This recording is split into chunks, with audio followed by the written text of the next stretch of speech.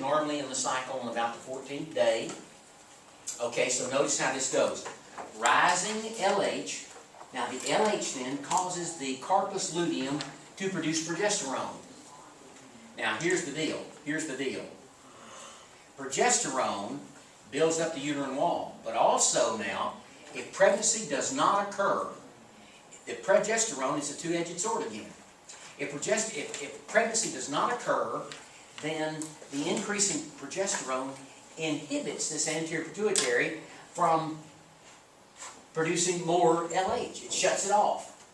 As it shuts it off, decreasing LH, corpus luteum degenerates,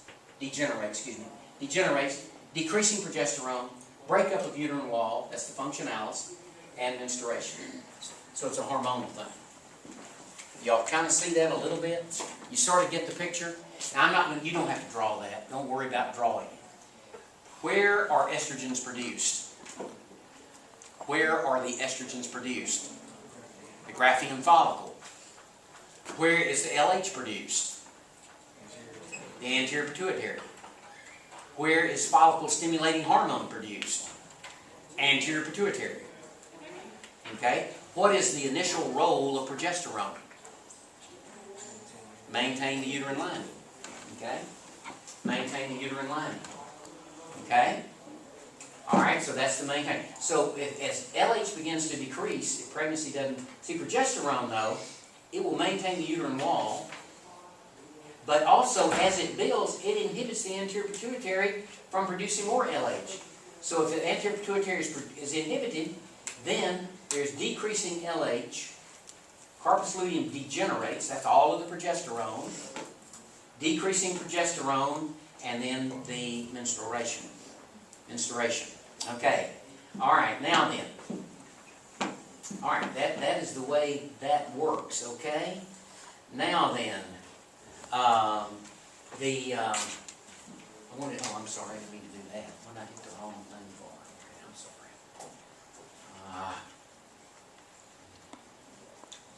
It's crazy. Alright, come on.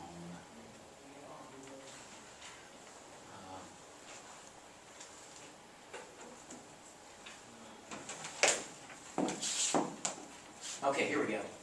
Just a minute. Alright, there's that. And then coming on down, here we go. Now right here, here's this menstrual cycle initiated by the follicle-stimulating hormone. There it is, just in words, which stimulates the maturation of the follicle. The maturing follicle secretes estrogens. Okay, there you go. Ovulation triggered when the anterior pituitary secretes a relatively large amount of LH. Following ovulation, follicular cells give rise, there it is, corpus luteum. Does everybody know who produces progesterone? Corpus luteum. Y'all know all that? Can you get that together? The corpus luteum produces progesterone. What is the role of progesterone? Maintain. Alright, now then, right here, corpus luteum secretes progesterone and so forth. If egg cell is not fertilized, the corpus luteum degenerates. That's what we had on the little cycle, on the little diagram. If egg cell is fertilized, the corpus luteum is maintained throughout the pregnancy and continues to secrete estrogens and progesterone. Also, the chorion of the placenta. Now, here's one thing early on. The chorion of the placenta produces a hormone very early on which can be detected in a pregnancy test. The chorion of the placenta produces the human chorionic gonadotropin, which maintains the corpus luteum and lets it continue to produce progesterones. So that's the human chorionic gonadotropin. What is that picked up in? What's it picked up in? In a urine sample, isn't it? Don't you check a urine sample?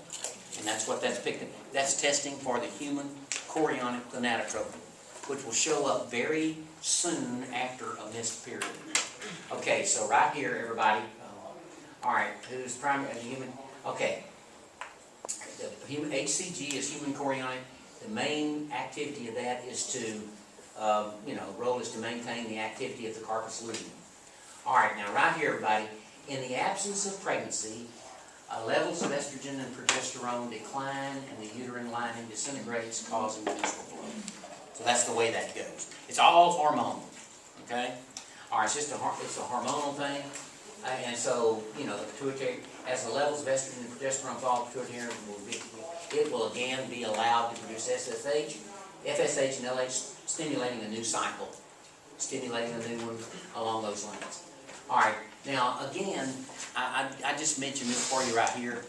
In menopause, eventually the ovaries, it's like the light's on but nobody's home.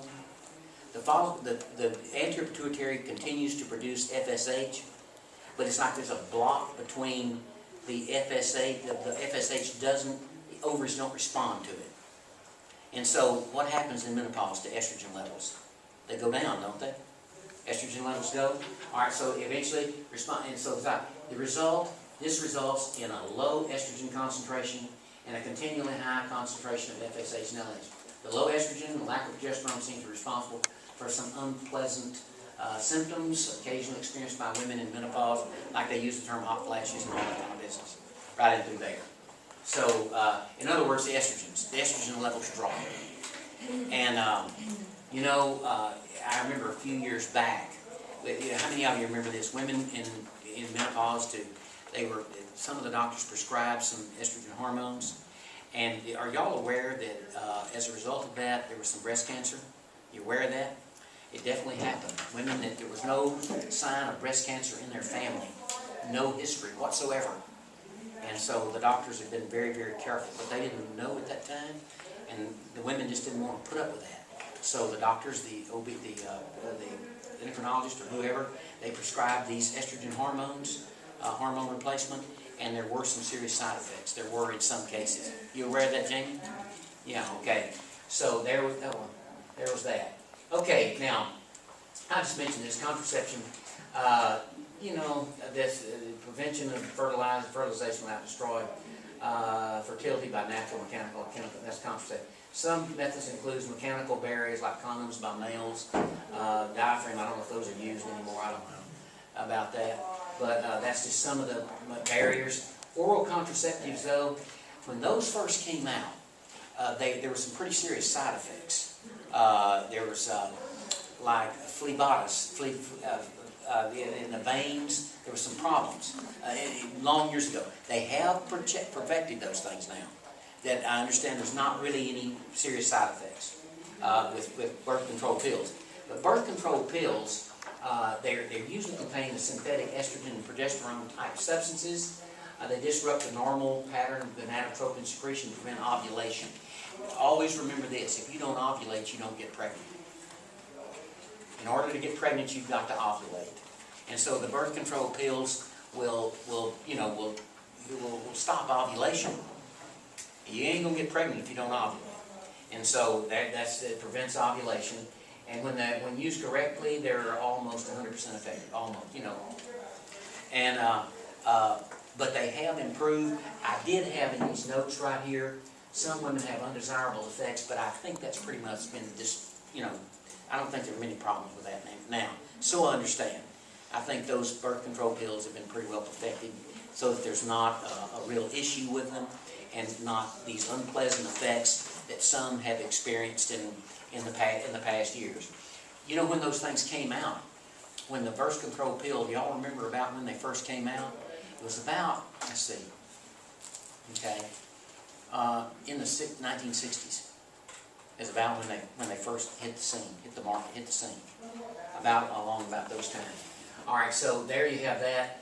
Intrauterine devices, the IUD is another thought to interfere with implantation. Surgical methods, of course, for birth control include, like the vasectomy in males, the tubal ligation, or another term for that, everybody, is salpingectomy.